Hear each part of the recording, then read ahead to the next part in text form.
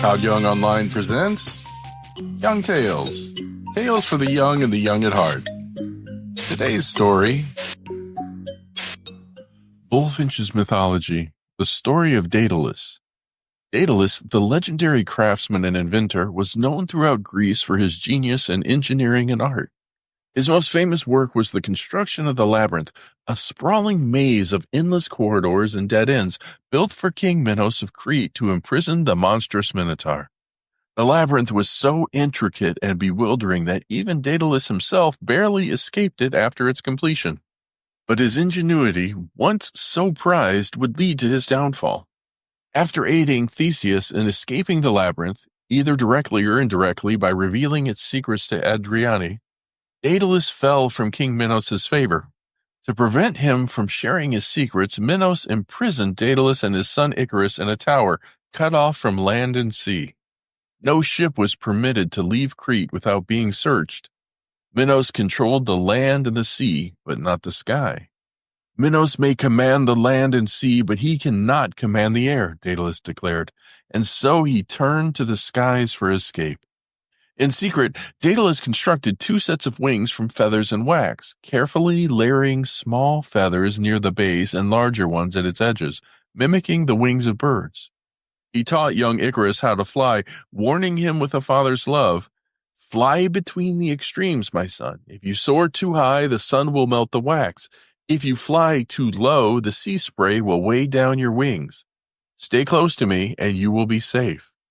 With trembling hands and a heavy heart, Daedalus kissed his son goodbye, not knowing it would be their final embrace. Together they launched into the air, 2 figures suspended on wings of human invention, climbing higher than mortals were ever meant to go. As they flew over the Aegean Sea, past Delos, Samos, and Labyrinthos, Icarus, overwhelmed by the joy and thrill of flight, forgot his father's warning. He climbed higher and higher toward the blazing sun, intoxicated by the feeling of freedom.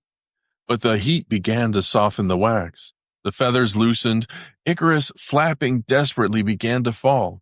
His cries to his father were swallowed by the wind, and soon he plunged into the sea, which from that day forward would bear his name, the Icarian Sea.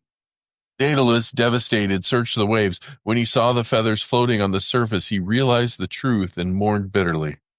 He recovered the boy's body, buried him on a nearby island, and named it Icaria in honor of his son. Grief-stricken, Daedalus continued on to Sicily, where he sought refuge at the court of King Cocalus. There, in gratitude to the gods, he built a temple to Apollo, hung up his wings, and vowed never to fly again.